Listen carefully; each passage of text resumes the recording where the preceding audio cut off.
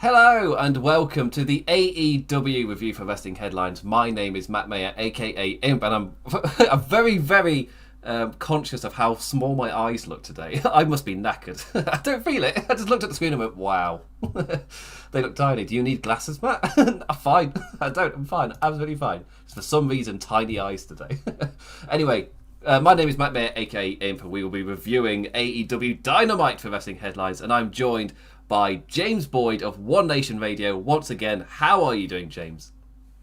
I'm good. I've seen a lot of good wrestling so far this week. It's been a very strong week, honestly, and for me, I thought life would die down a little bit after I finished covering the G1 Climax with Kinky Pete Strong Styles, Jeremy Donovan. I thought, you know what, we've covered 4 or 5 weeks of G1 Climax, I can die down a little bit. The wrestling didn't stop. My coverage did. Dynamite moving to a Saturday and Monday Night Raw building up to a Saudi Arabia show I had no plans of watching. I've not covered anything for like 2-3 weeks. Last week, jumping back on with Sam Brown to talk about AEW Dynamite, and what an amazing kind of refreshing feeling it was to talk about a good wrestling show. It's just nice. It's just that feeling, just that reminder that it is actually a really nice feeling. Turns out when the show is good, you just want to engage with it more. You just want to talk about it. It's such a nice feeling. And this week's AEW, it wasn't the in-ring extravaganza of, oh my god, incredible matches back to back to back. But for me, I've written it down at some point. I'm just like, well, we follow up a great segment with another great segment. It's just that feeling of there's also really strong character work and building to that next moment, building to the pay-per-view at Full Gear. This was a very character-building episode and did an amazing job, because you leave it going, Jesus Christ, those two are going to beat the tar out of each other. It's going to be amazing. But yeah, James, what do you make of, before we go into the specifics, what did you make of Dynamite this week? I thought it was a really good show. It reminded me of kind of like most AEW go-home shows before the pay-per-views, where they get a lot of angles in and do kind of big things. But they decided to do it a week early, which is really cool. I feel like there's still, something left for Hangman and Omega. I feel like there's something still left for trying to put together, I think, whatever's going on with Andrade and Malachi. Malachi. That's a very southern name, Malachi. Right. Malachi and Cody and Pac. Obviously, it has been made official whatever the Young Bucks and or the Super Click is doing with Jurassic Express and Jungle Boy, but it felt like this was like the first step of getting a lot of this stuff done, because there's a lot of stuff to get done on the go home show, but it was the start of it, and for me it was interesting to see it felt like mentioning those previous go home shows that have pay-per-views. It felt like almost like we're going to get it got split in half because they had way too much stuff, so they got the first half done, and then next week is also going to be like that. So I think it's going to be a lot of fun next week too. It's very rare that AEW isn't that. To be fair, they're doing really well. They're continuing getting that hype rolling. I think Rampage for me has been the kind of the trigger moment, where as soon as that kind of came into fruition, suddenly there was another show to be always building up to on that week. You can build hype for that next match, and then after that you build up to use their Rampage to build up Dynamite, and vice versa, constantly, all the time. It's great to see. And Full Gear's around the corner, and they're doing a great job of building to it. None other than our topic today, our main thing of Miro replacing John Moxley. We'll get into both things about that as well. At Full Gear to face Bryan Danielson. First off, Miro, an amazing replacement. Absolutely amazing. Especially with his recent run with the TNT title. He's been cutting promos on AEW Dynamite. On God. Yeah, on God. Yes. Promos on God. He's been cutting promos on God. He's been cutting promos on God. I'm trying to do a Vince voice a little bit. On God. Slight tangent. The surname for Via being Via Mahan, and I'm like, they had to stretch to find that one. There's no one in that company with a similar name. But yeah. So for him to be cutting those promos, and it felt like this is the perfect way, I'll say, to wheel spin, but it's done well. It's not wheel spinning isn't bad if you are purposefully holding somebody off, just keeping them in people's minds before they move to the next thing. I'd even say WWE have done it before, like CM Punk and commentary was another one, just keeping him in your minds whilst you're doing it. But you don't know where he's going. After another really good example of that is after 2000, like the winter of 2014, when Roman had to have the hernia surgery, and they kept doing the checkups on him. Like the problem was like the progress reports on the Titantron with him and Cole. Like that was like saying like, don't forget that this guy is on the way back, and then he showed back up at TLC, and Bosch been said he declared for the Rumble, but whatever. Like the intention was to keep him in the forefront of your mind because they wanted to push him to the top. Murray just asking, who hates God more than Miro or Vince? I'll take that as a rhetorical question because I'm not going to legit try and think of somebody in wrestling that's done something I just cannot think of. Aleister Black, he's got all the tattoos on him. There we go. Yes, it made me chuckle because I don't watch BTE, but like I got sent a clip of Kenny Omega saying that he was trying to do I think he was exorcising demons, and he said that he got some tips from Satanist. Yeah, yeah. I was like, well, it's when I think that's when they were trying to summon Adam Cole back. That's what doing that. Yeah, that's what it was. The seance, I guess. Oh, that bit. Really recommend watching that bit. It's really funny. But yeah, so we got Miro here in a amazing replacement, and at the end of the show, I was just watching he and Daniel Bryan just stare at them as I suddenly cheered, like, oh damn, these two are going to beat the living shit out of each other, aren't they? This is going to be amazing. It's going to be fun. I was just, it was just when they did the Daniel Bryan, as you can see in the background of the video, if you are watching on the video version, where they. And Daniel Bryan puts out his hand for a handshake and Miro just walks away. It was that moment. It was that moment when I was looking at it just like, oh damn, they are going to beat the crap out of each other. It's really amazing. I genuinely can't wait for Full Gear. There's so many matches on that card and this one just piqued my interest. To be fair, it already had my interest piqued, but then they did this angle to set it up as well, and they followed up really well. Because of course the other big story coming off of this is Jon Moxley, who has entered himself into recovery to get over alcoholic addiction. And yeah, massive shout out, round of applause to him. I think CM Punk said everything I could possibly say just on this, just a round of applause. It's to get off the wheel. Obviously I don't know how difficult it is to get off that wheel, but to actually do that, and it deserves nothing but applause, because it couldn't have been an easy thing to do. So I guess that's really all I can say on that. And with AEW, they did a fantastic job of finding a replacement angle, a different way to go for it. It was like it wasn't a concern at all. They just went for it, and it was they did an amazing job with now a 2-week build to just go for it. And I'm really looking forward, just as much as I probably would have been looking forward to Moxley and Bryan Danielson beating the crap out of each other. This is no different. I mean, beating the crap out of each other in this one. It's two big lads just lamping each other. I'm really looking forward to it. And one thing that I really liked that is 100% staying into the next match was when Miro came out, Bryan Danielson was on commentary, and he just went, oh, he's got a bit of tape around his leg. That's interesting. It's just like, immediately we're like, well, I know where this is going. And they don't have to reference it ever again for nerdy people like me to go on Twitter at Full Gear and be like, he's doing the legwork. It's just, oh, yes. Just, oh. Yeah, but yeah, what do you make of it, James? I'm assuming you're just as applause worthy as I am. Given the situation, obviously they did the right thing, and I think that Jon Moxley did the right thing for himself and for, or really just say himself. Like, I don't even get into, people in his life that are important. Another reason why he would do that, which would be them. But first things first, like, there have been so many, we've heard, if you watch wrestling or follow wrestling at any point, like the kind of things that these guys, deal with to, in a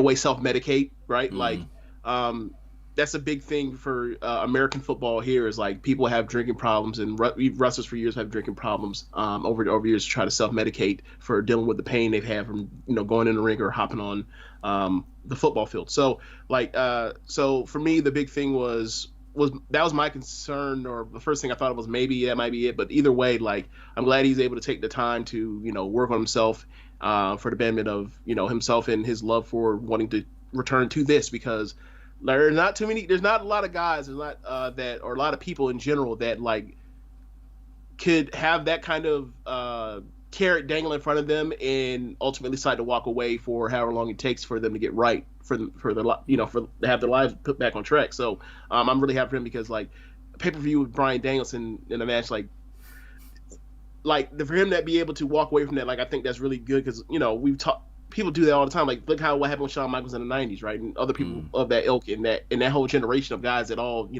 died way too young. So I'm happy for that part where he's going to go seek help, and I hope the best for him. So as far as after that, what happens with how they rejiggered it, they could have just said if they wanted to, they could have just made it Orange Cassidy versus Danielson, the latest one. They just went on from there because obviously that's a match that's good enough for pay-per-view, obviously, and eventually you're going to have that kind of match. I'm interested to see how Daniel Bryan falls for the tactics of Orange Cassidy and the nonsense, because that's always a good laugh to see how he's going to get the next person and how to tell that story, and they'll get to it eventually. But thinking of Miro and Bryanson is really fun because you watch Miro when he lost the title to Guevara, you watch him with Fuego del Sol, you watch him against Orange Cassidy, and obviously he's not that level of performer, but he gives you that feeling of if this dude is an indomitable heel and he's just whooping ass and he's and he gives you that moment in every match when the babyface makes a comeback where it's like, oh my God, the Russian is cut, and after watch somebody just dominate forever, it looks like the chance that the babyface can overcome, and he did it with Orange Cassidy, and the crowd was erupting, and he's just out there, and Miro's out there just bumbling around, looking ludicrous, but it works because the crowd's in love with it, and obviously he won, but Miro's all of us that liked, the Rusev Day and stuff and wanted him to get a shot, and he had that match with AJ Styles at the beginning of, I think, 2018, or maybe it was 19, I can't remember, but, he's damn good, and, he appears to now have, kind of gotten his swagger back from the promos of being God's favorite wrestler and all that kind of stuff, and, or the Redeemer gimmick, and he's, I feel for a guy that clearly is a mid-carder right now, he's just on fire as far as his character work, what he does in the ring, and I can't wait to see what him and Danielson have up their sleeve because I feel like this could be Miro's best matchup that we've ever seen from him. Oh, 100%. I guess because the closest to it is, I guess, his feud with Cena at the top, where it's just I can't even remember the AJ Styles match. They must have given us an amazing false hope moment. It's AJ Styles. It was yeah. It was it might have been a 4-star match. It was very good. It was very, very, very good. At worst, it was a kick-ass match. Was it like a fast lane kind of thing to carry heel Daniel Bryan? It was one of those. Yeah. It was one of those with AJ Styles. Yeah. It must have been 2019 because it must have been Kofi Mania kind of built, and he was the title match whilst they're building Kofi I want to say it's like a fast lane type thing. Well, I can't remember. It must be around there anyway. Yeah. But still, unless it's one where Daniel Bryan came back from injury. Shut up, Matt. It took me ages to find this.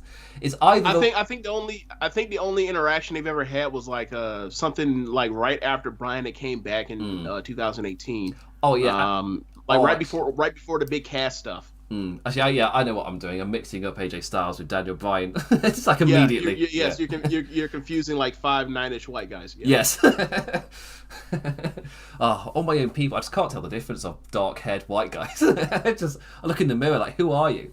It's just. But yeah, I always want to give my round of applause to Orange Cassidy. Thank you, Rich. Yes, AJ 2018. So yeah, 2018 was the year they were looking for. Yeah. Yeah, but yeah. So still, Orange Cassidy, Money in the Bank, was it? I've got Fastlane in my head. I'm way off. I don't know what I'm thinking of. I'm nowhere near in the right place.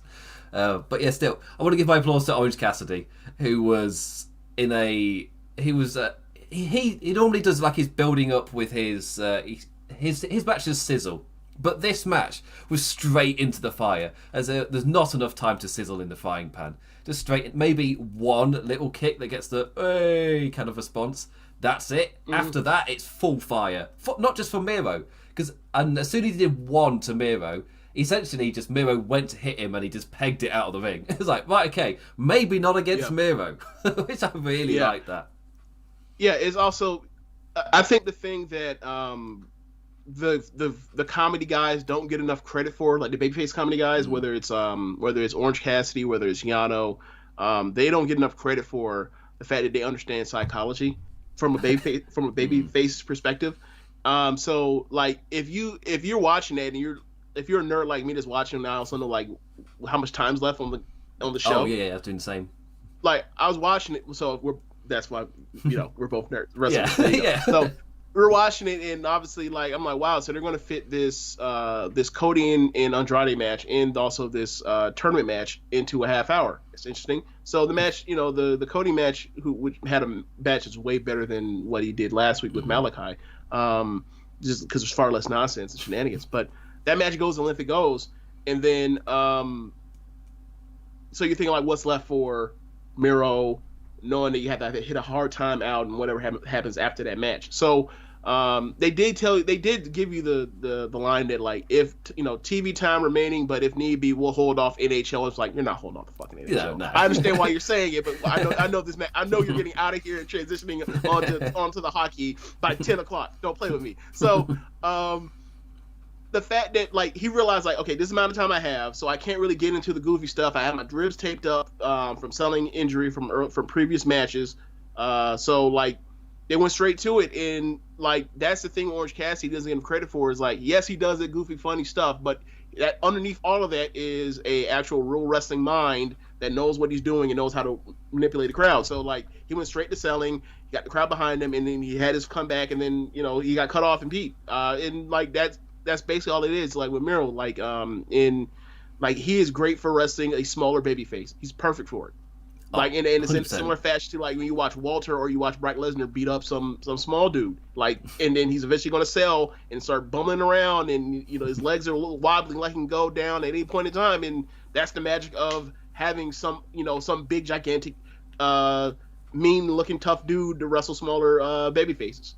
And it built into the way Orange Cassidy did it as well, building to their awesome table spot as Orange dove off of the corner and crashed both men through the timekeeper's table. As he gives a wee thumbs up to front row Matt Hardy's just shouting at him. It's like, I hate you, Orange Cassidy. And he's just like, yeah. Which I thought was great. Just like laying there in the rubble with a thumbs up to send this into an ad break. It's great. But back in the ring, Miro kicked out of the beach break, and it wasn't long till the monster was wrenching back, forcing Cassidy to tap. And yeah, really, really strongly puts him over with the other logic of, well, technically he's had a bye to the semi-finals. Of course he wins. Of course he destroys him. It suddenly, all of it just makes sense by the end of it. And Danielson versus Miro is the final at Full Gear. Could not be more excited, as we got to get to the NHL. Bryan pelts it down the ring to give the man a handshake, to shake the monster's hand like the shark that owns these waters that he is. And that's when it hit me. It's like, oh man, he sees himself as much as a predator like that, Bryan Danielson. He just goes and he goes to shake the hand of the monster of Miro. I love it. So good, so damn good. That's the moment that made me cheer.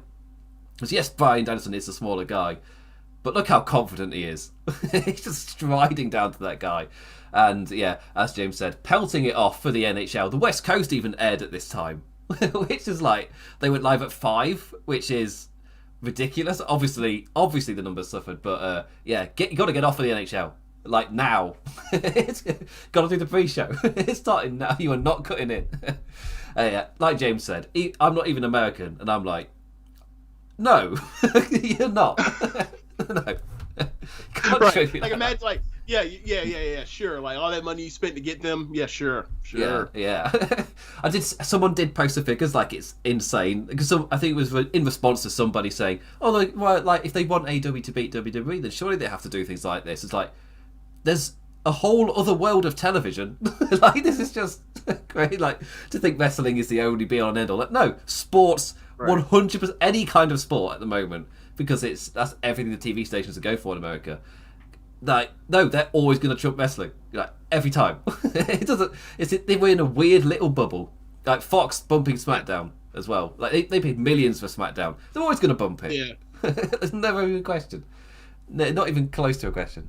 But yeah, it's another great show. Because again, because the numbers coming out, you see people going, "Oh, that's a bit of a weird one," because AEW's been fine. Yeah, it's got nothing to do with that. It's nothing to do with this one. It's the fact that they've gone to live on the West Coast. Yeah.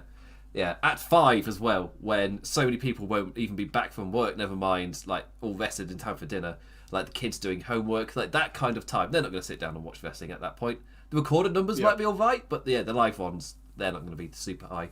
But yeah, it was another strong Dynamite, just building to Full Gear. And yeah, that was an amazing moment to cap it off and build to the end. But we're going to go through every other segment that was also great in building to Full Gear. And yeah, it's a show that does a really good job just bubbling it up. Compared and when I watch modern day WWE, it really gets to me that I just don't care about their pay-per-views. Like they'll have a match that I'll be interested in, but I don't care about any story or character. It's more the way I'm invested is I know these two could have a decent match, and they will have a decent match. They could go higher in a different company, but it will be decent. I'll be entertained, if not sports entertained, just to get through that show. But with AEW, they make me care. So even if I get to the pay-per-view, the match, it doesn't just knock me completely away. I don't care as much. I'm a lot more forgiving because they've made me care elsewhere. And that's something that they've really cemented themselves as a company kind of trust in that way. And like long-term getting that investment in as well. Like the Hanban Page thing, a tweet by UK journalist Louis Dangour went viral. Damn you, young Louis, with this horrific take. It's kind of jokingly known for them. But the take of, Hangman should lose the title the next night to a massive heel. It's like, no, that's very WWE thinking. Like, no, 100%. That's somebody brought up in the WWE way and world, whilst the rest of us discussed it. But like, no, trust us. The way they do it isn't the way you should do it. Yeah, like that is. Even when people do that, when they say about WWE should do something perverse to piss off their crowd, and I'm thinking to myself, like, have you watched a product? It's a heat promotion. Yeah, like. They should do something perverse. Is like they already do that. Like, do you not watch these shows? Yeah. Like, why do you think all the heroes on the show get their ass kicked all the time? But yeah, I think of those things as well for certain things that I watch as far as like, where would they do this? What would the reaction be to like the fandom? And for me, it's like I think about that stuff, and I don't put it out there because it's like, what's the point? Oh yeah, put it out. Yeah. Yeah. But whatever. Like, you know, if he wants to put that out there, then or they want to put it out there, then that's on them. But you know, obviously, they're not going to do that, and so yeah, whatever. It's just just something to get attention. And speaking of ruining the business, here's AEW ruining the business again, having Kenny Omega sell for Alan Angels. That's ridiculous. I love how so much of this match is just directed to a former journalist, just to like get at him. It's just like yeah, we all know that guy was speaking bollocks. It was just, I laughed. It just immediately, that was it. For like most of this match, that was the only note I had written. I was kind of like, I should probably write something about what's actually happening. Just to go in there. How could they ever? But this was to kick off the show, this was a champions display with underdog bursts and V-trigger murders. Just Alan Angels kicking out of a V-trigger, which, that's the thing that stirred up the storm last time. He kicked out of a V-trigger, and... Was it Ryan Satin? I swear, I'm having a complete brain fart. It was Ryan Satin. It was him, yeah. Ryan Satin. Yeah, I was going to say. Where he was like, how dare you kick off out of the V-trigger? That's insane. He's your top guy. He shouldn't be kicking out the V-trigger. And everyone else who routinely watches AEW and isn't employed by WWE. It's just like, that's not even his finisher. It's just a setup move. And we saw on this show how you can use the V-trigger as a finisher. It's when Alan Angels kicks out, then he gets absolutely ballistic and hits the V-trigger with force 2 more times. Just destroys him. Just like, oh, God, yes. As I wrote in my notes, just murders him with the V-trigger. So I really like, especially as he kicked out of one, Kenny Omega got really angry and then just nails him with 2 more. It's like, no, you're not getting up. You're not getting up. I really, really enjoyed that. And Rich Latta saying that he freaked out. Awesome. It was such a good match. And like afterwards as well, I really like the ending with Kenny going to land one-winged angels onto a chair when cowboy shit is chanted by the crowd. They know what's coming. I was about to go, it's Sting, because it's the Sting call out from whenever you watch WCW. The NWO beatdown's happening. Out comes Hangman to put an end to all of that. Paige picking up Money and Mike, holding the title, saying, hey Kenny, I think you forgot something. I'm going to lay it here and you better hold on tight. You've got 10 days. As the crowd go, oh, yes. I really like. They've done such a good job because I saw some criticism last week of, yeah, the angle was fun last week, but did it do anything to actually get me hyped for Hangman versus Omega at Full Gear? And personally, I'm like, okay, it's fine. I was already hyped. They don't have to do that much for it. It helps when you put in so much groundwork that the very recent doesn't have to be so tightly kind of always building that one thing. You can Miranda a little bit because you've already done all that groundwork. But yeah, he was just holding that title, and this was a lot more serious this week. And staring down the champion, just outright saying, "I will take this from you in 10 days." It's like, oh yeah. It's one thing we're talking about. It's like smart baby faces and the way that they know how to book them. Yeah, this is the type of thing. Just to have him threaten the world champion like that to show Omega rattled. Yeah, all for it. It's really good character work. It does everything to make you believe Hangman is going to win, which, as somebody again, the New Japan in me, the Naito arc is there, and Hangman is absolutely beloved. And on the shows, they're doing what they can because weirdly they seem to understand film language in AEW. It's really weird. I watch WWE, like, how do you not understand basic filmmaking? This is so weird. And then they go to AEW, it's like, no, they know that the feeling they are giving you is that Hangman's going to win. So, do they do it? Are they Naitoing me? It's the only... But, yeah, again, everything tells me they're not. It's just that I see good film language appearing in my wrestling, or decent, competent. It's not amazing. It's just competent stuff. And I just assume, are you doing something bigger, or are you just doing the thing well? It's just, I'll get used to it eventually. They're doing the thing well. It's great to see.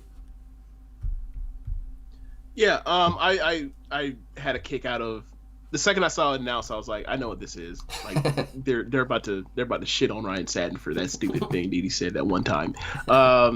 Yeah, and at the time, look, in the context of, and this is a lot of what goes on is WWE the last 20 some odd years has been the place for pro wrestling, right? Like there's been a one-stop shop, number one place when you think of, it's synonymous. Like, do you want a box of tissues, or do you want a box of Kleenex, right? Like back in the, like, do you want a cell phone or an iPhone, right? Like a lot of people, it's almost interchangeable. So everybody, so many people the last 20 some odd years, that's all they know is how Vince McMahon does his version of professional wrestling, right? So, and that is basically the matches are things that happen. The angles are more important, and most important thing are the stars, right? So if your person has been watching the only WWE or that's your main focus, your idea of how wrestling should go, and your taste or whatever else have been formed by Vince McMahon, Bruce Pritchard, and other people that have worked and done creative, right? So, the idea that Kenny Omega is going to carry on a match for 7 minutes with an unknown dude with enhancement talent level name or whatever else, you can see why he felt that way, given if you're a person that's looking through the lens of that's where I've learned how wrestling works, is like the stars smash a competition. There is no person that's going to do a Razor Ramon 1-2-3 kid thing in this era, because this man isn't that same kind of booker anymore, right?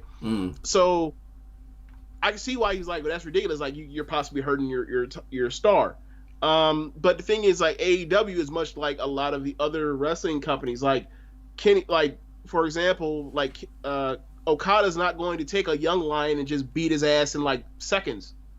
That's not going to happen. If he were to be put on a match, have a singles match with him, he's going to go 5, 6, 7 minutes.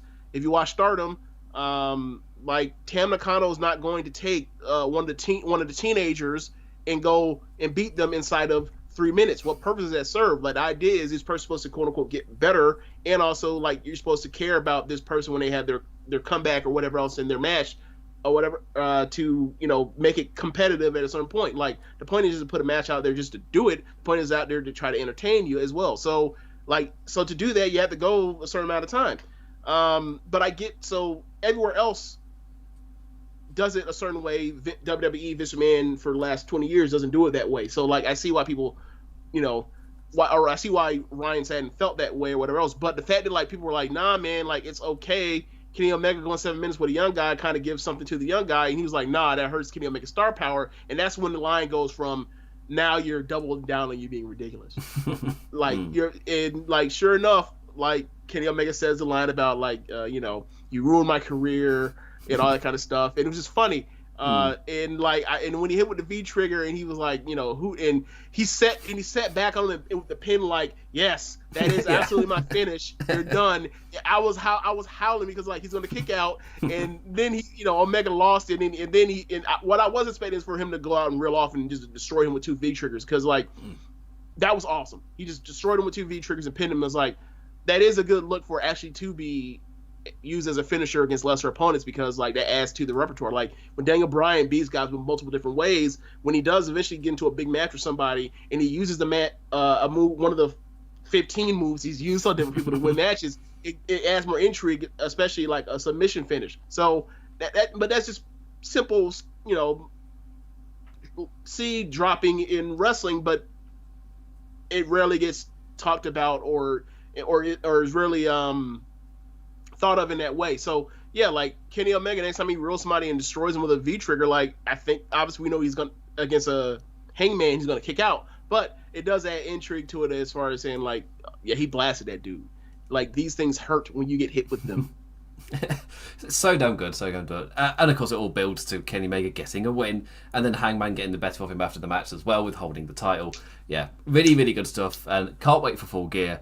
I don't know what they do next week. They can do anything, because I think if I remember in AEW past, quite often like the final week beforehand isn't the big money moment. Like they've already done that. They've already got your investment. Why would you leave that to the final moment? Surely you want to get them invested ahead of time, which is how AEW plays it, and that's kind of what it is. So I'm not expecting anything big next week, but come Full Gear, I can't wait.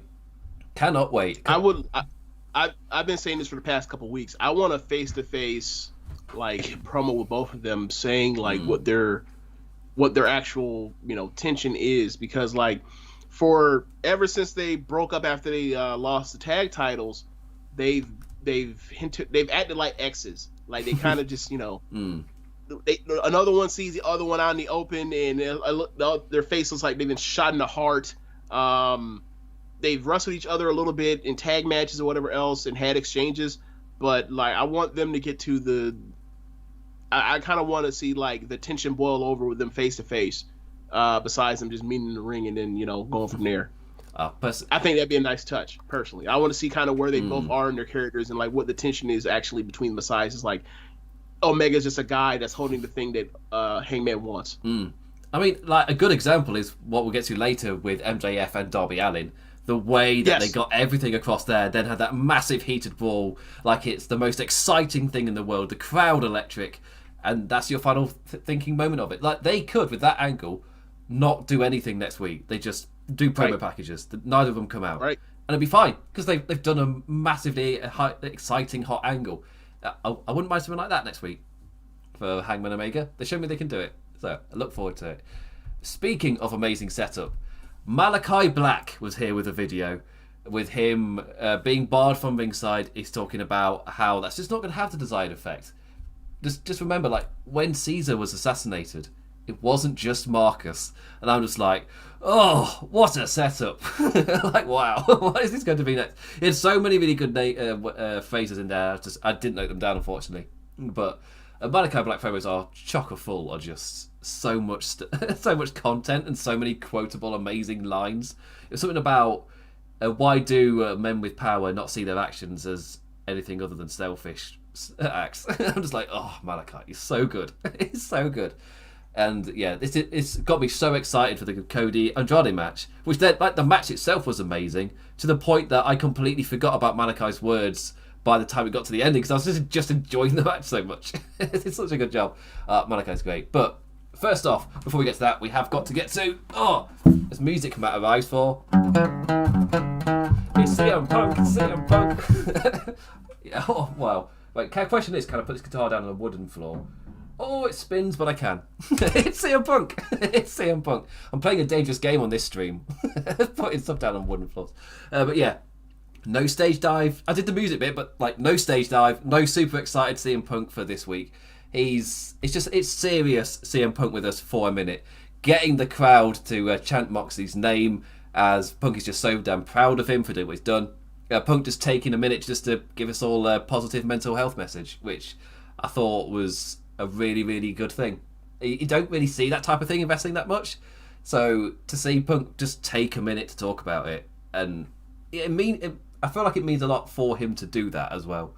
To actually just pause for a minute, talk quite real for a second, and then, not supernaturally, but then transition into the angle. Which was, obviously from this sort of thing, you're not going to get a super smooth transition. But he gave that smooth message, then transitioned into talking about Eddie Kingston, where it's probably understandable why Eddie's not there either, but he can use kayfabe to kind of talk about it and build up for Rampage. And those two together, my God, they know exactly what the crowd is excited for. Just CM Punk and Eddie Kingston on the mic. It doesn't matter how good the match is at Full Gear. Those two on the mic will surely be magic, James. Surely. Yeah, I'm interested to see what ends up being their conflict. Obviously, I feel like everyone already knows or feels like a match is coming. That's why the crowd's chanting it. They know since the backstage thing. But yeah, it's gonna be interesting to see how they go. I have a worrying concern that it turns into a thing about Moxley's well-being right now. I don't know. I would hope that they would figure out a way to definitely avoid that or do it with some taste. But I'm interested. I just want to see them in a ring together at this point. I feel like CM Punk, since he's gotten back his almost weekly or match to match, is like looked better in the ring. Obviously, that's part of his storytelling is he's layering it to where he does more stuff, more of his signature stuff in the ring, more and more as he's gone along. But now that it feels like he's gotten his his legs underneath him and his wind with him, I feel like him and Kingston can go and have a great match. Obviously, I don't think it'll be as good as the Bryanson. I keep doing it. The Danielson match, as good as the Danielson match, but I still think that there is a great match in them, and I'm interested to see it because like Kingston, like he has a way with the crowd to where like he comes out here for a big match and like his win percentage in these big matches is like damn near zero, but like the crowd is with him. I was gonna say win or lose, but it's really lose or lose. So it's gonna be. I'm interested to see what they have because like those two, you almost feel like if they knew this where they were headed, that it happened sooner, but it all fell into place for the tournament and everything. So I can't wait for Friday. And just as we're about to quickly mention the TBS Championship Tournament as well, later in the chat, breaking news from releases from WWE of Frankie Monet, Scarlett, and Ember Moon all released. It's like, okay. It's like, as in Scarlett Bordeaux, as in one half of carrying the Gimp cross. Like, really? Like, wow. Frankie Monet hasn't been there. Like, she got there this year. Yeah, it was this year. It was only, because it's towards the end. It's not even been half a year, has it? Since she's been on. I can't remember when they started teasing. Like, wow. That's. Yeah. I mean, they are. Scarlett Bordeaux makes no sense whatsoever. Like, I don't get. She screamed like to be on Vince's street. Just everything about her and the pairing carrying Cross. It's just like, well, we were worried that Cross wouldn't be there because he'd like Scarlett Bordeaux so much. They just called up Cross by himself, put a Gimp mask on him, and he's just not getting over, surprisingly. And then released Scarlett. I mean, if I have no plans for her, it's just weird that they don't. It's really strange. Given their historical MO when it comes to attractive blonde women, yeah. Alright. And both Moy and Rich telling us also only Lorcan, and Rich is also telling me it's perfectly fine for you to just say Bryanson because you say it all the time. it's a step forward from just wanting to call him. At least you're not calling him Daniel Bryan. You're halfway there. It's just getting there. No, the thing is like it's. I should just call him Bryan and leave it alone, but like I know it, like, but in my mind I'm like, it's obviously it's not Bryan anymore. It's Danielson, but like I'm so used to calling him Bryan that now it's or whatever else. So now I'm just like in my mind I'm thinking shoot out, make your mouth say Danielson, but then it's like no Bryanson.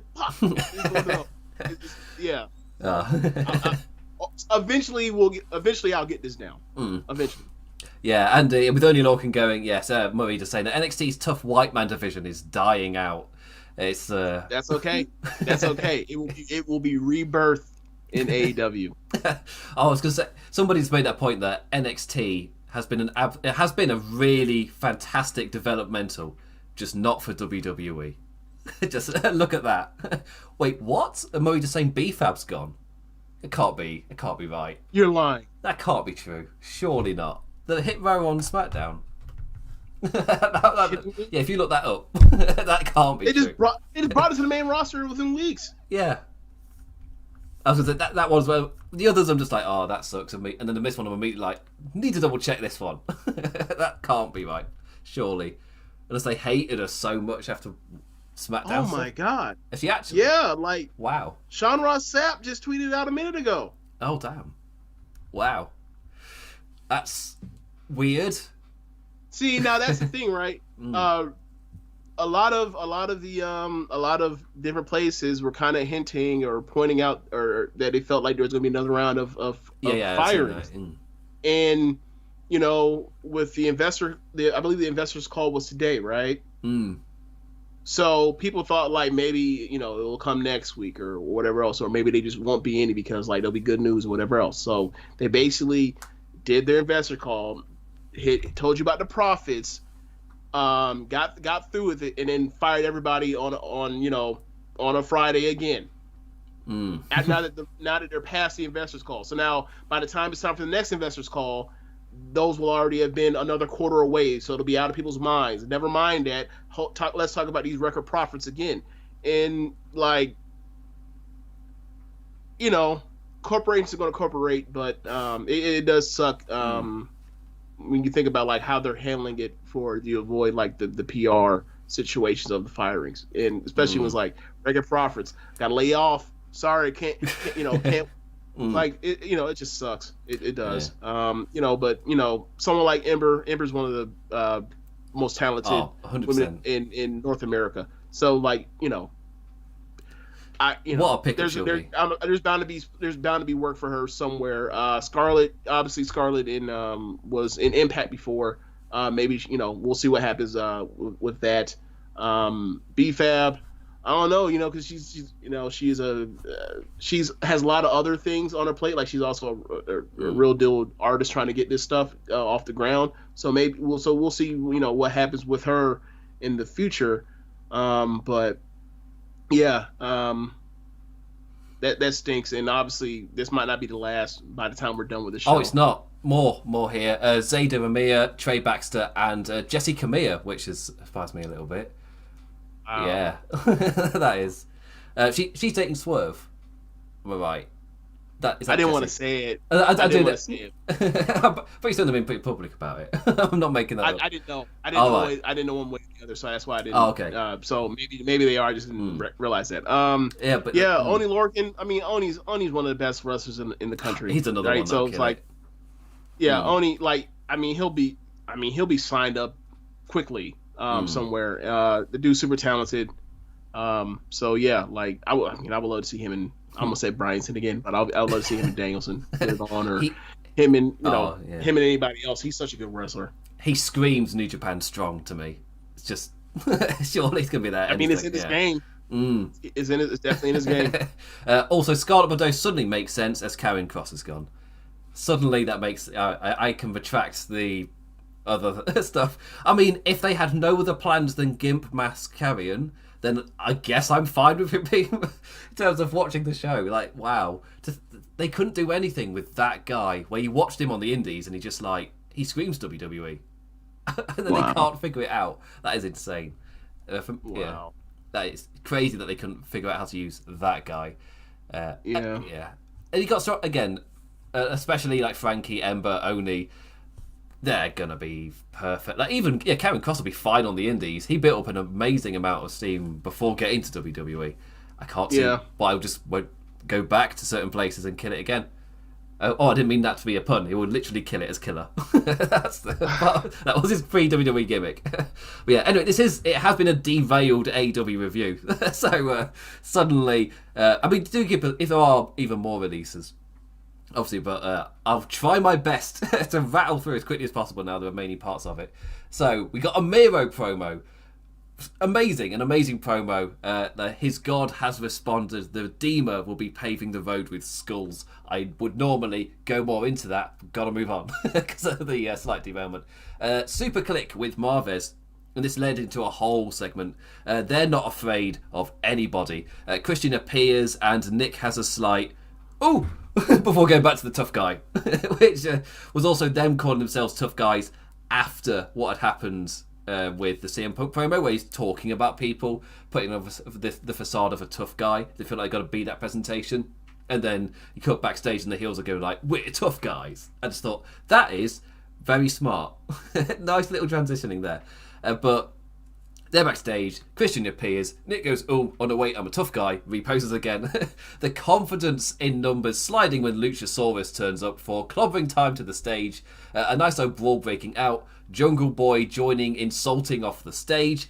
A great little moment as Matt and Nick go to walk off successfully after getting the better of Christian, only for Cole to crawl out through the tunnel and Luchasaurus appears and grabs them both by the throat. I thought it was great. Christian, a boy and his dinosaur, with a heavy response in terms of knowing how to book baby faces. They're getting revenge as to what the Elite have done, like paying them back in kind. Yeah, you could look at them and go, oh, should they have gone with that level? And the answer is, well, they were pissed off. That you are not them. They are pissed off people. They're wrestlers. They're not good guys. Hitting a concerto to Cole, or a Cole-certo, if you will. Oh, sorry, if you will. We are wrestling fans. We have to do the Dusty impression. If you will. I can't really do it. And then we got a little hype for the TBS Championship Tournament promo ahead of their meeting on Rampage. Ruby Soho versus Chris Statlander. Don't have enough time to do the guitar bit. I'll just move on to the next thing. Before I do move on, has there been anyone else? Glenn Metalik, maybe.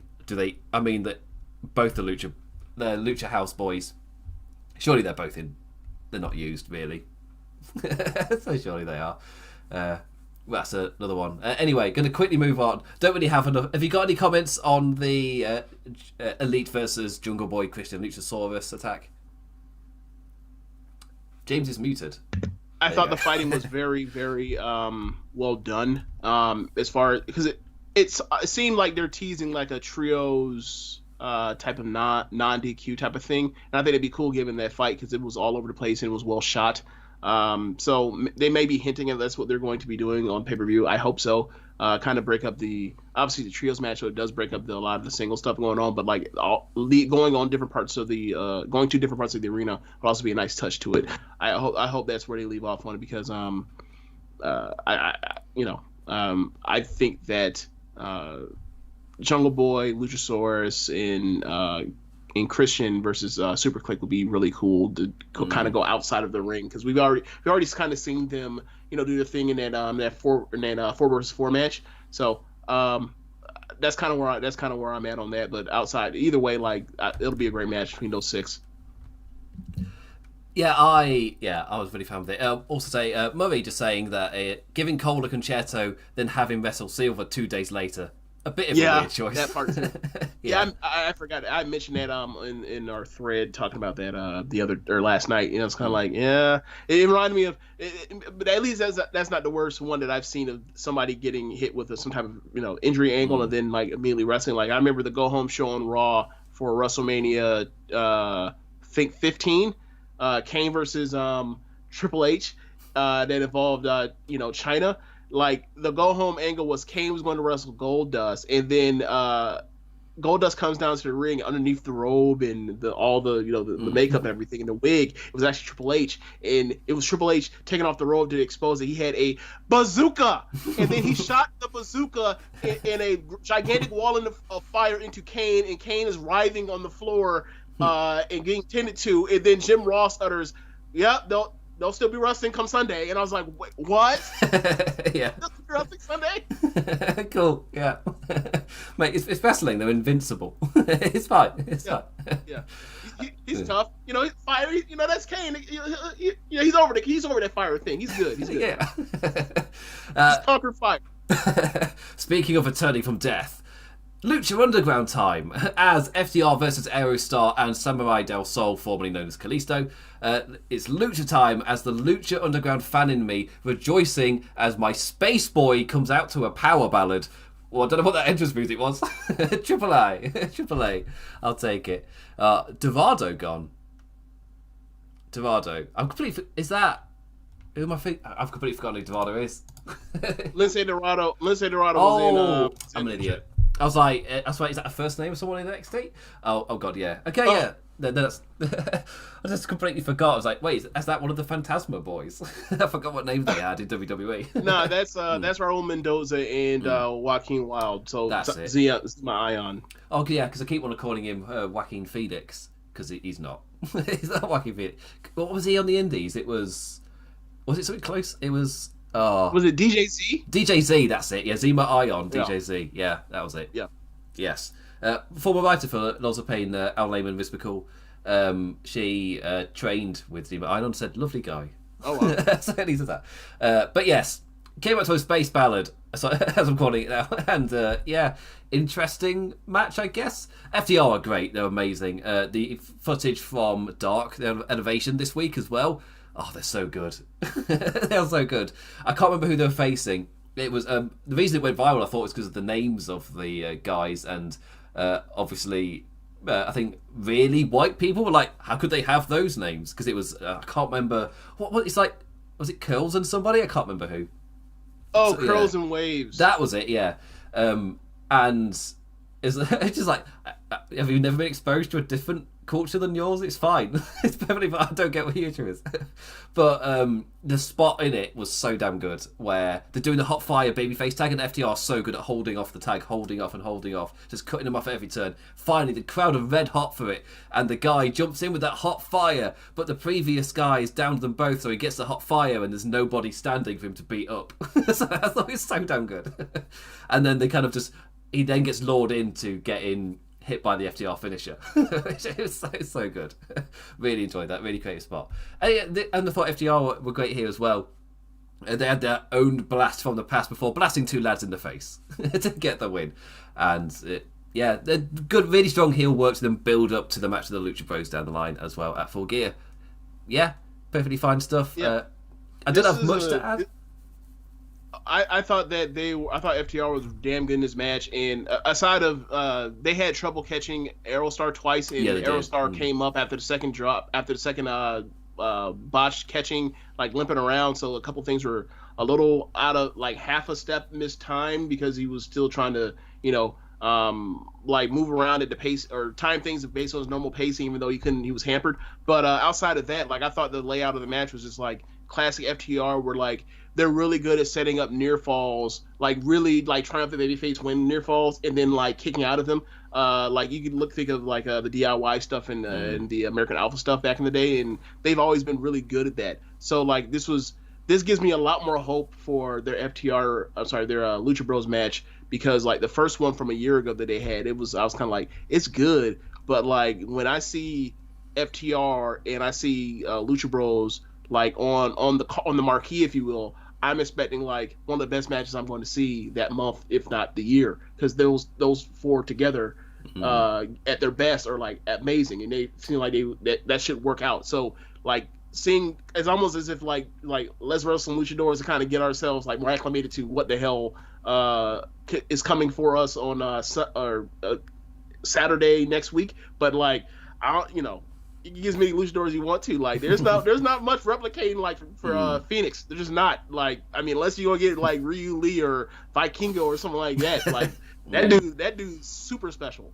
Oh, so I remember watching the cage match at All Out, just like Phoenix, this man, he is something else. I just normally just applaud. It's like, Jesus Christ, Phoenix, he's so damn good. But yeah, so in this match, well, this was where we saw Darby Allin watching on from the crowd. I guess he's just a fan of Lucha Time. That's just why he was out. Or the Pinnacle. Either or. It's one of the two. Yeah, planches, varnas, and springboards galore as Cash rolls up Aero Star and grabs the ropes for the win. Heels. Oh, it won't be the last time we heard from FTR on this night. After that, Hikaru Shida with Tony Schiavone to award her 50 wins trophy, and Nyla Rose just redirects the traffic to let us know of the roadblock of reality. It's just like, you're completely beaten up and you're facing me next. Don't celebrate too much. And that's when I was talking to Sir Sam last week, I was talking about how much I enjoyed that angle. Because Shida got her win when I wasn't expecting her to. I thought they'd hold that off a little more. So she gets her big 50 win, but at what cost? Just like 200 for the tournament and everything. It's like, oh yeah, so good. Really enjoyed it. Next up, the Inner Circle. If I'm right, this is like really the only thing I saw get criticism from this show, which tells you about like how strong the show is. But like, I think routinely there's at least one gag in these segments.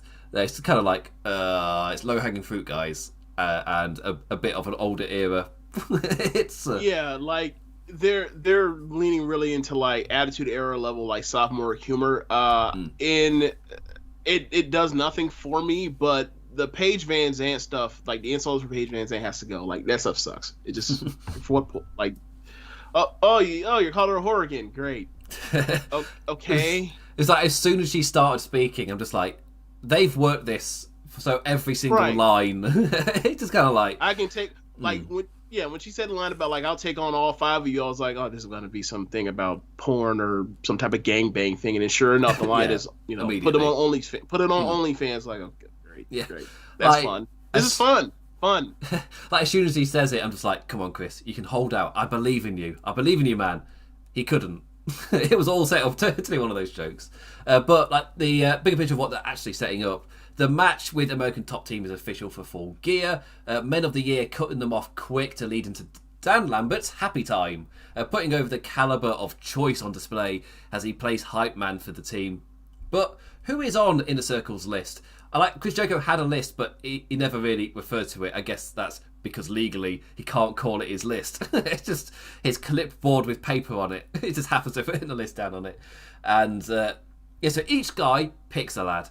Hager chooses Dos Santos with a crap joke that died on arrival. It was just, oh, come on. They keep giving him these like one-liner gags for Jake Hager to say, but he just sucks so much at the delivery that they just land flat every time. This has nothing to do with his sight lisp or anything in pronunciation. This is all timing. He has no comedic timing. It's so fun. I find that funny because it doesn't have it. Yeah, it is weird because like in Bellator when he's talking shit, like his trash talk's pretty decent, right? Like so it's kind of like maybe it's a thing where like based on the arena he's in, he's more self-conscious. Maybe I don't know. Maybe. You see people with giving speeches where they think about it too much, then it all becomes part of like this is when I have to say this on this beat. It becomes a bit formulated. It's just not right. I don't think he even gets that. So, on apparently BFAB signed a new deal last week after the debut on SmackDown, and then she's gone. It's like, oh, I guess thanks for that extra money for a week. I guess it's a weird company. That tells you the. If I remember rightly, the last cuts were I've forgotten his name. Whoa, Keith Lee! Keith Lee got released. What? Really? I mean, in terms of how I rate that guy, he's a main eventer for me. He's future star. Damian Priest, like they've got. Even for me, Dijak, if he can find his feet, they're all guys that can main event for WWE, but they have no idea what to do with him. Unless it's health related, then I've got no idea what they're thinking. That's just even more. I mean, Mia. If Keith Lee's gone, Mia makes sense. They weren't using her, which is again crazy. Nia Jax is this. Nia Jax got released. Wow, That's that's an surprising one. Nia Jax. Wow, she's like thoroughbred WWE. That's crazy. Yeah. Wow. There are. I saw earlier there might be some names that get released. I was like, oh, it feels a bit low level. There's been not much of a build to this. It's just a quarterly thing. Maybe they release a few names. I wasn't expecting this much at this level and main roster. I was just expecting a few NXT names, but Nia Jax as well. Like, wow, and Keith Lee. Again, that man is a main event talent, and if it isn't health related, that's my only asterisk. Then it's absolutely insane that they did not know how to use that man. I mean, you can tell by the way Vince was constantly changing him that he didn't like him. It's just, which is, like, it's one of those things where so many people get him. It's so strange. Like, right, because like the thing that's like really frustrating is like that Survivor Series match in the last fall between him and Roman Reigns. The crowd was like went unglued for that, right? Yeah. I thought that like from all the talk for all these years for decades, y'all talk about like there, the crowd is what moves all of this. Apparently the fuck not. Yeah. Right? Because like Keith Lee, everywhere I've ever seen him, has gotten over like gangbusters. He got over on a Big Four pay-per-view, and then they said they had nothing for him after that. Like, they made him the NXT champion. They called him up to the main roster right like a month after, completely undoing the work that he had done in the stuff that Triple H and everybody had done for NXT. So they basically uprooted and brand new minted champion. And then they proceeded to not use him forever. And then they gave him the Bearcat gimmick for whatever that was. They wanted to change his clothes. They wanted to change his music. They wanted to change his facial hair. Like, and they were turning him heel. And now he's gone. And like, okay, we'll see. We'll see how Keith Lee does when like he gets the phone call from Tony Khan. Like, I'm pretty sure they know how to use him. And that's kind of the thing when it comes to, you look at these NXT guys that have been released from WWE or didn't work out in WWE. It's like Triple H has known how to use these guys. You can say whatever about how, whatever you think about Triple H as a booker or a creative mind. But then when you see like Malachi Black and Andrade and Bobby Fish and Adam Cole, and you see them on AEW, and it's like Triple H, if you don't think Triple H could have the chair that Vince McMahon is going to have to give up eventually through death, fine. Maybe he's not right for WWE for the chair. But there's another guy named Tony Khan that seems to like also kind of be in agreement with Triple H as far as saying like, yeah, this is the talent that actually is good enough. So obviously not everybody's right for particular environments, but I'm sorry, Keith Lee's to me like that's a super talent. Like that's super talent. Like, to find a super heavyweight that can do things he does, it can talk like he does, and is that like inherently likable. I'm sorry, like it's another example that Vince doesn't know what the fuck he's doing. Yeah, it's the reason I say it's crazy to me is just because how it just jumps out at you. And as soon as he came to the main roster, the amount of things that started to change to him, like they no longer were letting him just be him. They had to control it. They had to do something to it. And whatever the reasons are, they just weren't letting him be him, which is what got him to that part in the first place. That's crazy. AEW, the reason I put the asterisk of if it's not health related is because he is an AEW main eventer tomorrow. It's that quick. He's that good. To say that they can have Keith Lee from NXT, Keith Lee, Adam Cole, Andrade, Malachi Black, like, I think that is another NXT champion that AEW will probably procure. Yeah, and it's not AEW getting another name for WWE. This is somebody who screams main eventer that WWE had no idea what to do with, and were just changing him on arrival. It makes so much sense. And you can't say that like it's overreaction. It's like I seen it. I saw him in the ring with Roman Reigns, and the crowd came unglued. It's not some in theory, like people think of, NXT of like, oh, maybe Johnny Gargano could be the guy. Like, yeah, he'll be the guy in Vince McMahon's world at 5'8", 5'7", whatever the hell he is. No, he's not, and that's fine. But like, it's one thing when you think like you have your doubts on what Vince McMahon will see in a talent, because obviously those guys that get through like Daniel Bryan, CM Punk, AJ Styles all made it, and those are guys that you would just write off the rip just because of their bodies or their height, that Vince McMahon would not figure out what to do with those guys.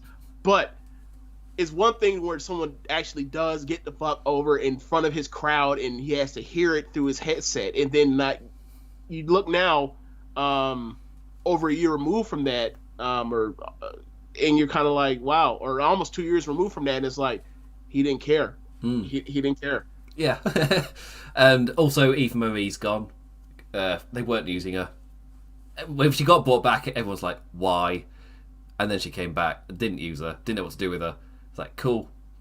For me, that screams just like the hiring process for WWE. They just don't know what they're doing, where they're going, what they're building to, really. And you get little things like this, right? Random hires that you're like, well, why have you brought them back? Then they don't know why they've brought them back.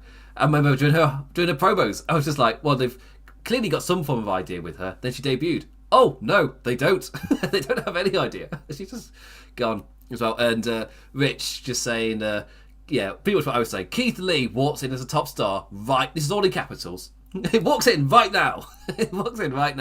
Have Kenny Omega put him over. It just immediately walks in, pins Kenny Omega. Personally, for me, he's a top star. I wouldn't be against it.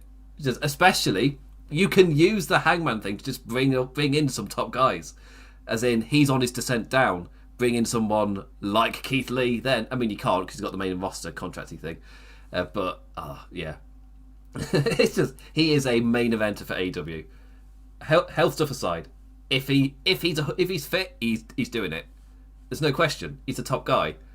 Absolutely. I'm not just using my watching him on the Indies and seeing how amazing he was there and how top guy he felt just on the Indies, but his reactions with both Roman Reigns and big boy Brock Lesnar. Those two. I forgot about that, but yeah, that's another one that he got over in that Royal Rumble.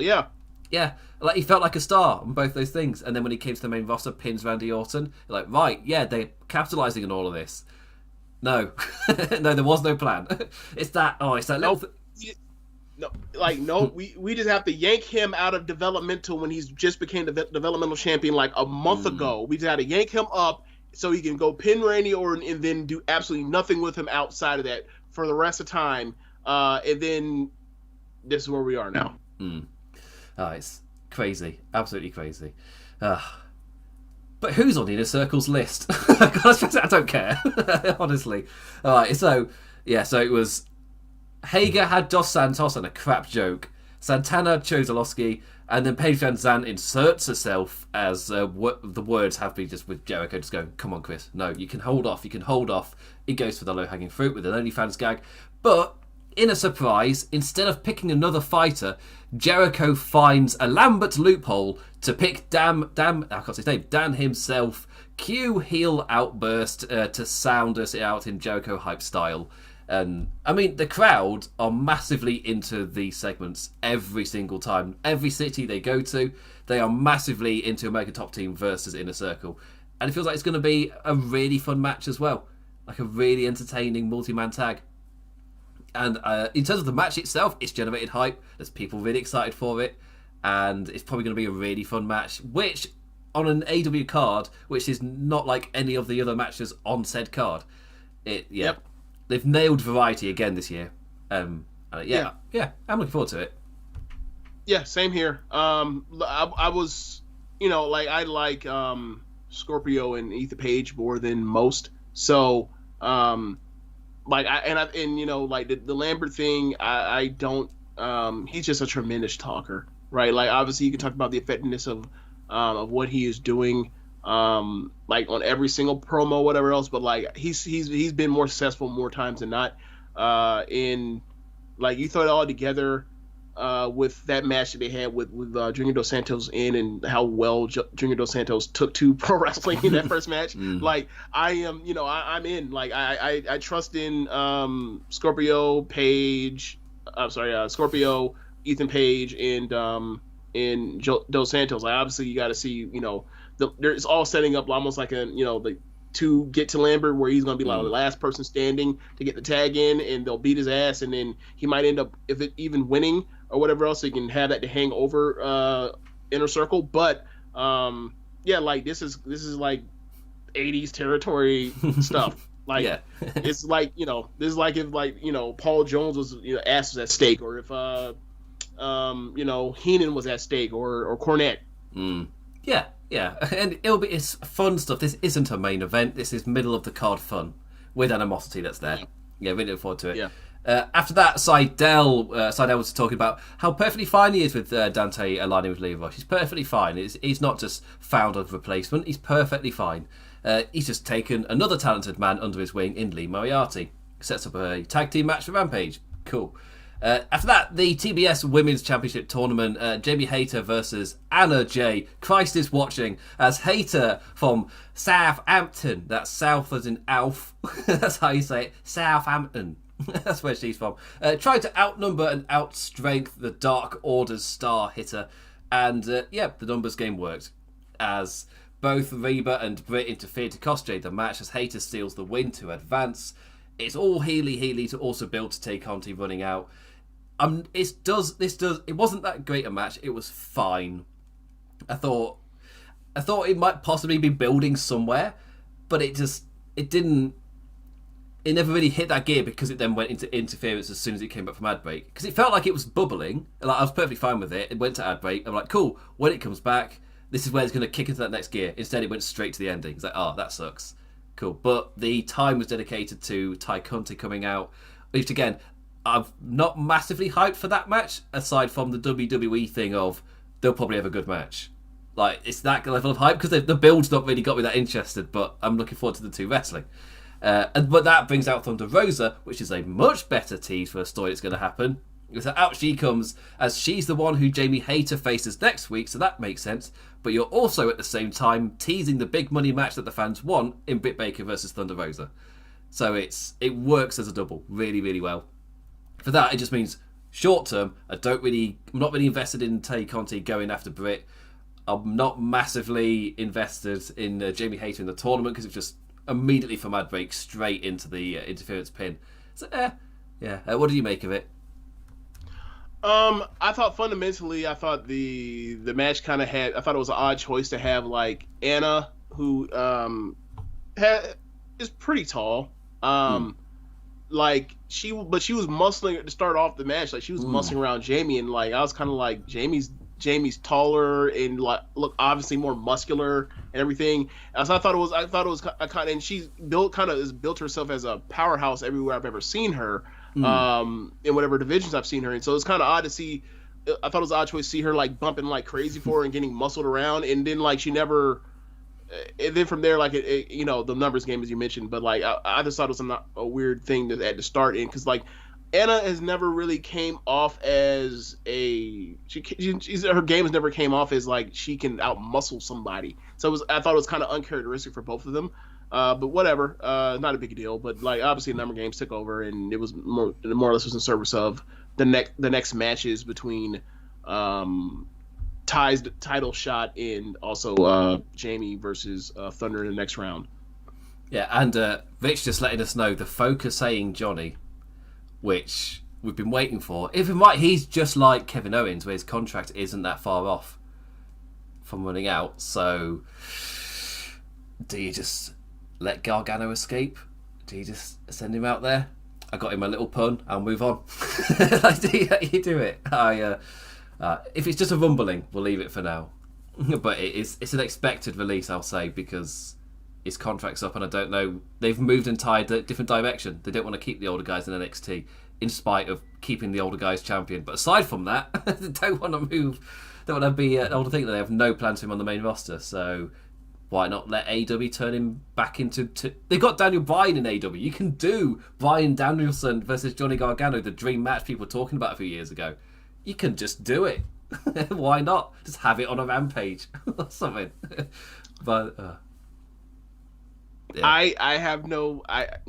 we'll see what happens. I don't even want to put in. I don't even want to put that kind of energy out in the air because my luck, it'll probably never happen. Johnny Gargano versus Danielson. Yeah, that's like those might be my two favorite American wrestlers ever. So, I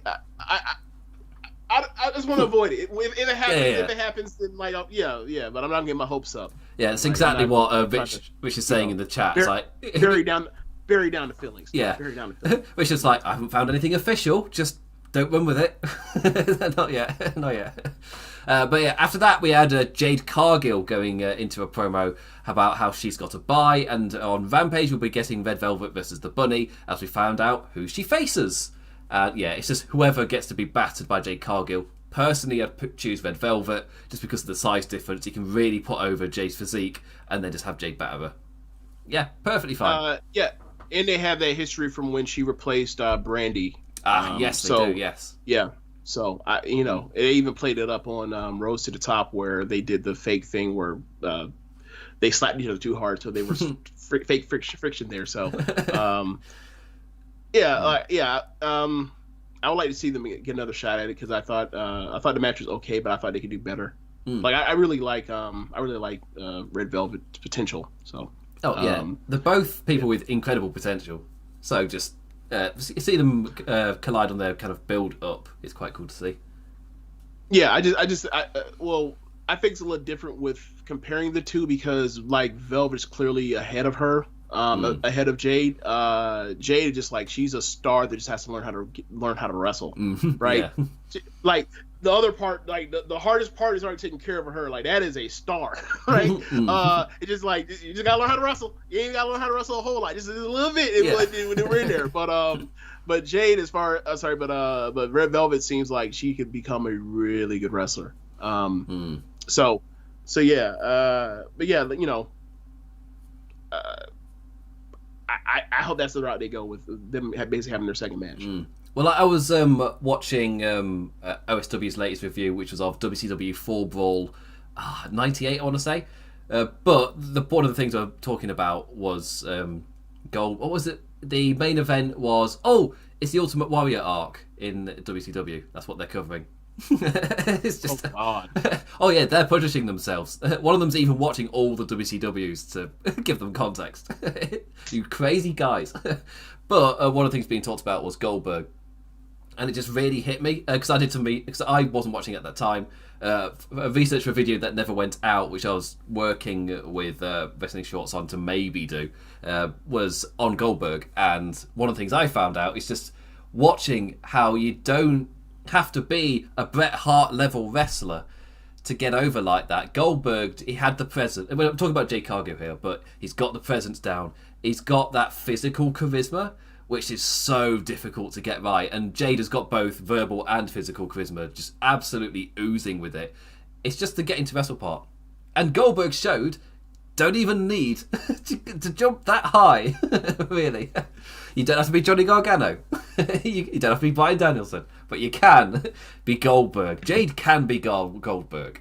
She can hit that level and be fine. She could go higher, but it's all down to her. She can be absolutely dominant, fine, top champion if she gets to Goldberg wrestling levels, which is not that difficult. She should be fine. She's going to be a star. That's pretty much what I'm saying. As long as she just continues to exist, she'll be fine.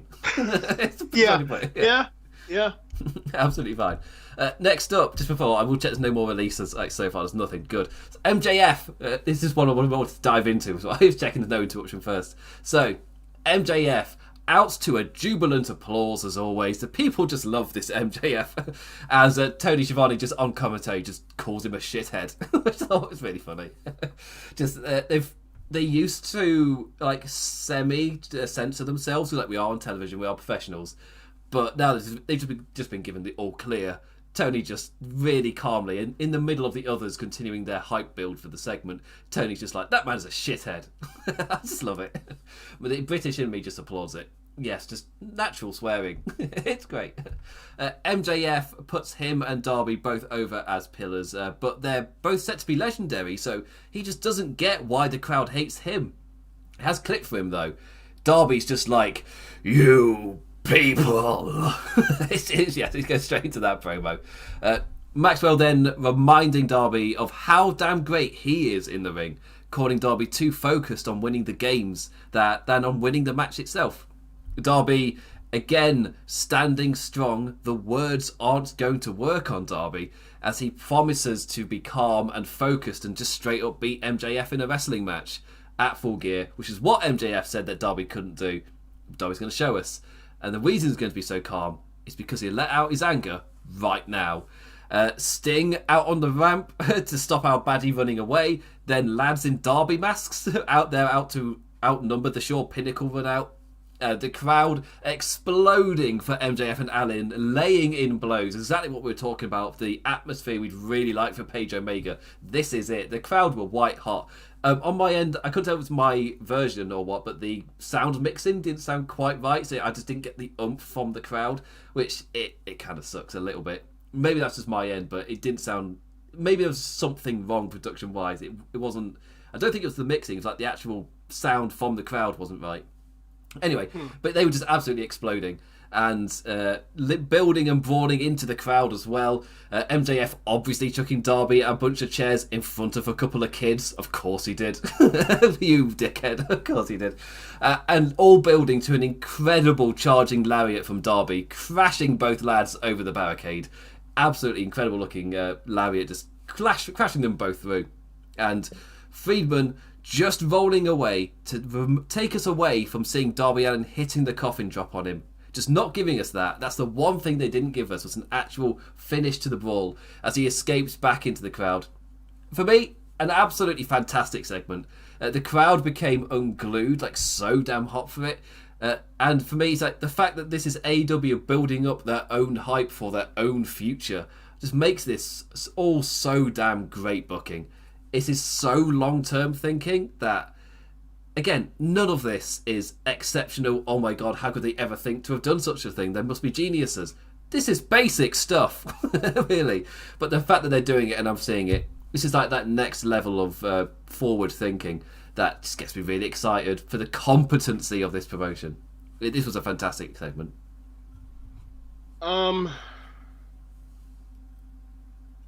Obviously, I didn't want to...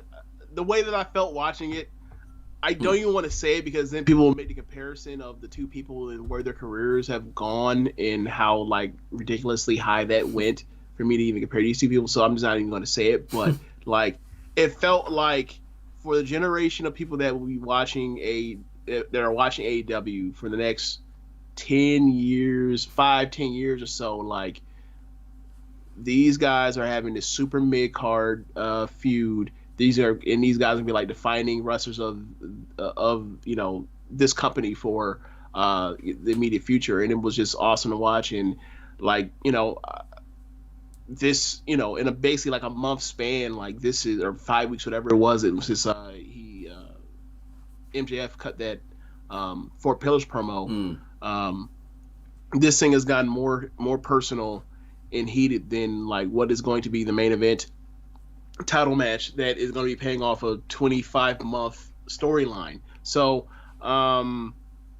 like hats off to both of them. This has been fantastic. Like you feel like Darby, even though he has that the elusive, mysterious vibe with him with the face paint and the black and white and everything else, but like that story they used as far as the car crash or the car accident he was in, he survived, and this whole thing of like MJF is trying to break him mentally by playing these mind games. It's not going to work on him, and like, why are you so you talk about the pillars, why and you're so cool, easy to dismiss the other two, Jungle Boy and Guevara, but like this one particular guy is like really stuck in your craw because like ultimately like you're insecure that he's better than you, and like fuck it, I'm gonna say it reminds me so much of like Rock and Triple H. It really does.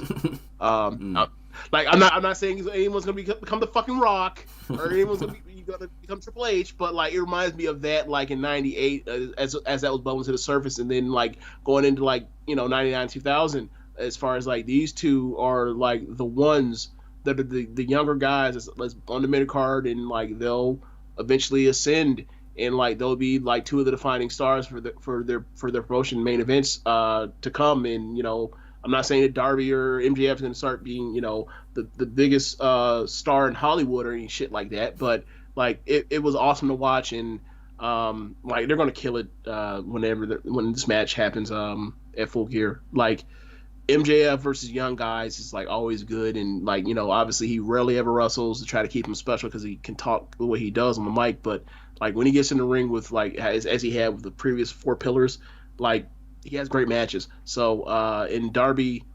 a different league than those other two as far as like his connection with the crowd.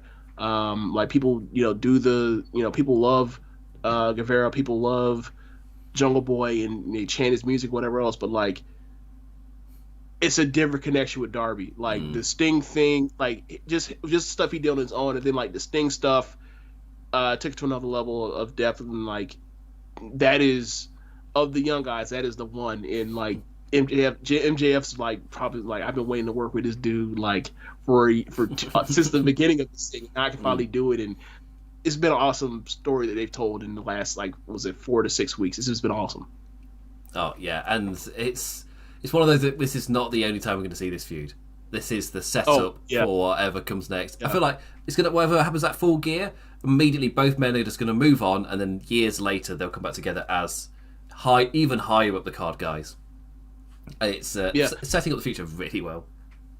And in a weird way, like I feel like for the most part, I kind of know like who's going to win or lose at Full Gear most of the matches, right? Like this is the only match where like, I don't really have a read one way or the other of who is going to win. So yeah, like to me, it has that intrigue of just simple wrestling, like booking be damned, future directions be damned. They've told something. They've given us something that's really really hot right now, and like I don't know where it goes. But either direction is there's no mistake being either one of them. The thing I immediately think of with these two in terms of the level of stuff you can set up, I think to Naito and Okada, and Naito hits the Phoenix Splash, or goes to hit the Phoenix Splash, and that causes him to lose the match in their first meeting at Wrestle Kingdom. 4 years later, when Naito climbs up to hit the Phoenix Splash, the Tokyo Dome is absolutely insane. It's that level of stuff you can use just to have their clashes just mean so damn much whenever they do meet each other. And because they don't have the G1, it's a lot easier to keep them separated as well in terms of they're not going to have those sudden clashes. It's a lot more easily controlled. And really looking forward to this and what it sets up as well. Yeah, that's right. I'm thinking Okada Naito levels. This is where you can go with this long term if you really build it up. Because of course I'm talking 4 years with that. AEW's not existed 4 years yet. Never mind setting up a 4-year arc. I just mean little character beats that build up, and the crowd does remember. Which again, that's that thing AEW has shown. You don't need to repeat what happened 2 minutes ago. We were watching. It was fine. Yeah, some of us might have been on our phone, but we've got ears. We would have heard it. It's perfectly fine. Yeah. To then 4 years later go for it, and for me that's a little example of where they can go. I was really excited. Right, moving on to a match that I've not missed a segment in between. No, I haven't. Andrade El Idolo versus Cody Rhodes. I thought this was brilliant. From one great segment to another. Almost, I was watching this thinking, this almost feels like two guys going, look how amazing a match between us would be if you gave us 20 minutes. This is what it felt like to me. Like an absolutely amazing TV teaser match.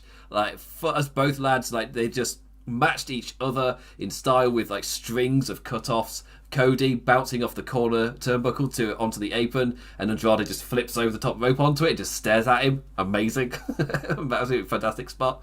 And it's just like, yeah, string of cut-offs, quick counters, and such a fantastic pace. Like I feel like this is the most consistent fast pace I've seen Cody wrestle in quite a long time, if ever. He and Andrade went at such a pace, there was no downtime whatsoever. It's something fantastic to watch.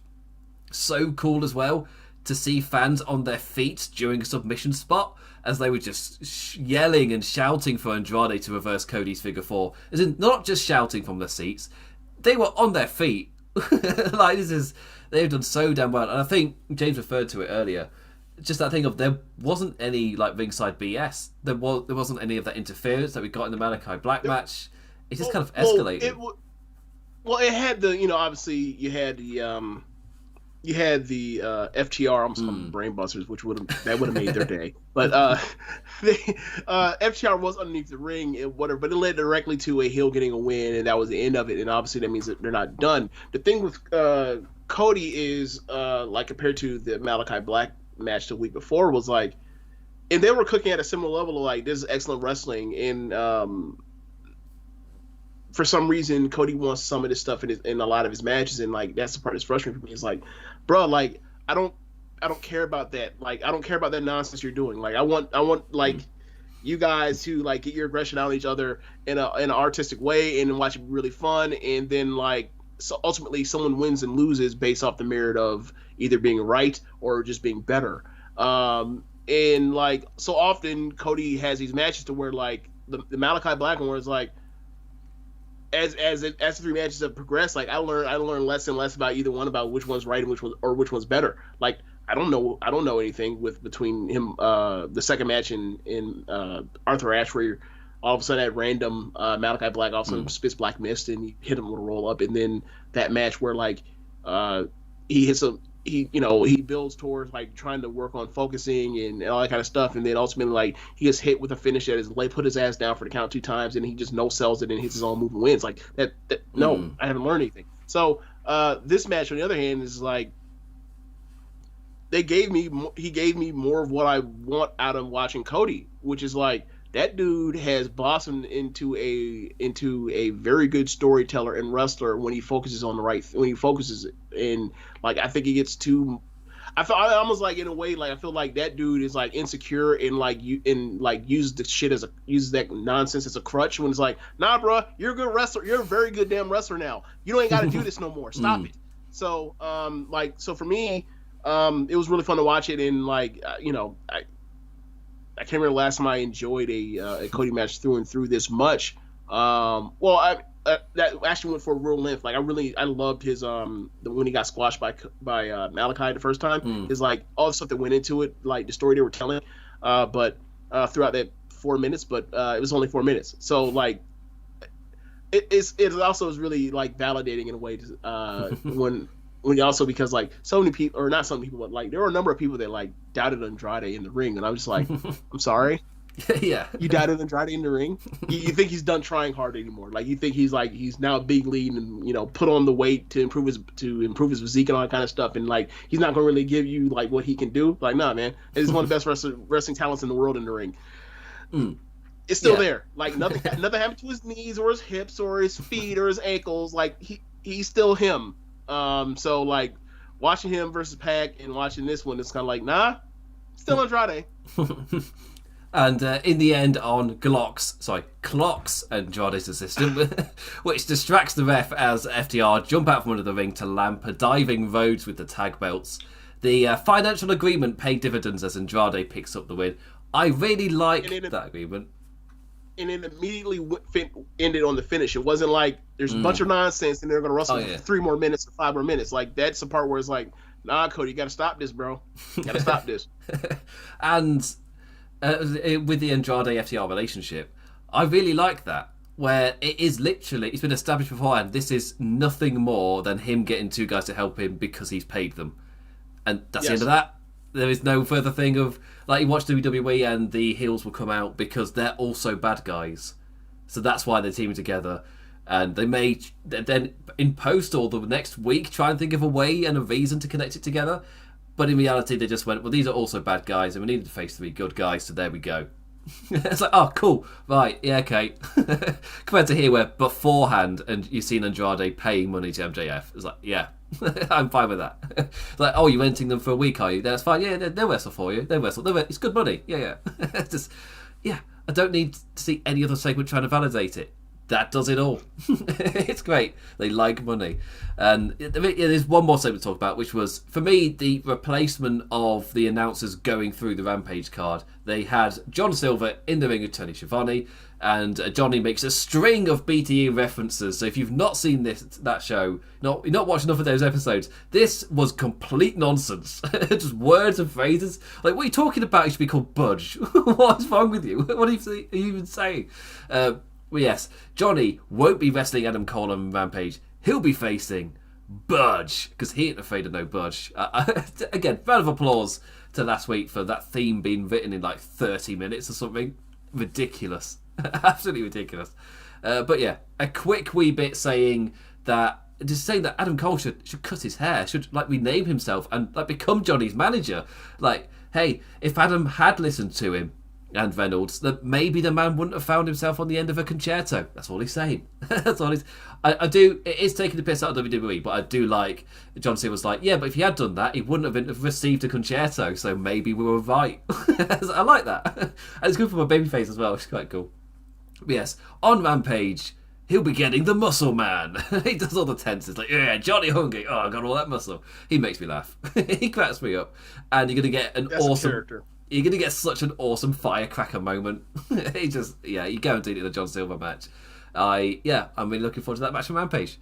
It screams that it's just gonna be so much fun. And yes, Adam Cole just took a concerto, but maybe that's what gives you your John Silver hope spot on Rampage. Yeah, really looking forward to it. I like it.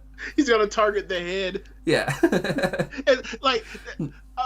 I remember one time Rich was joking about how Jericho, how he doesn't do the code breaker as much anymore. He transitioned to the Judas Effect, and like Rich is saying, like, look at the psychology that I think it was during the inaugural title match between Hangman. He was talking about how about like he was just joking. He was like, look at the psychology of Jericho. Like, he's targeting the head for the Judas Effect. Like, so yeah, like, Silver, he just target the head. Like, obviously, like, if you target the head, you should just knock someone out. But like, target the head, like, you get your move over.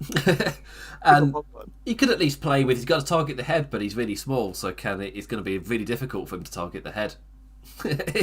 You're right, because Adam Cole is, as you know, 6 feet tall. Oh yeah. He's really, really, really. He's such a tall. He's the same height. I think what's Edge is only like 6. Oh, it might be 6'4". I might have made it up.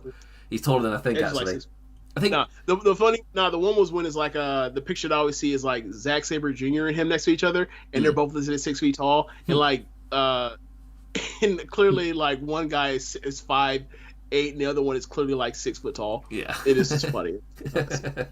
What was it? I think it's when I found out that Rey Mysterio is actually just average height. That's what hit me. I was just like, wait, what? Because I think he's the same height as my brother. Which is just like, I mean, I'm like 6'1", so I'm not tiny. But just to find out that my brother was the same height as Rey Mysterio and he's average height for over here in the UK, I find that weird. Because Ray's obviously like, oh, it's little Ray. He's so small. He's essentially a little statue on my desk. Like, no. He's average height person. Just like in the land of giants, he looks small. He uses that to his advantage. He's not really a small. In normal world, you wouldn't think, oh, that's little Rey Mysterio. Right. He's just a normal bloke walking down the road. So that's how the luchas hide. Anyway. That brings us to the end of the AEW Dynamite review. I reckon if there wasn't any of the NXT stuff, we would have flipping nailed 1 hour and we would have been so proud of ourselves. Nearly would have done it. Maybe. We're at like 1.5 hours now, so we did pretty well. With no further tangents, but NXT forced us to just blast through AEW. But anyway, that brings us to the end of the review. Full Gear looks really exciting. I think the show ended on an amazing note, getting us ready for Full Gear as well. Just to set up yet another hot fire match for another stacked card. It's what helps with the 4 months thing. Like even like NXT showed you how to do it as well on just in the WWE style, where you can have your TV specials, but you're still mainly saving everything for your main focus of that big quarterly pay-per-view. Yeah, AEW does it again. All Out felt like a must-buy, and so does Full Gear so far. As a wrestling fan especially, as a wrestling nerd as we've established over this show. But yeah, it screams a must-buy pay-per-view.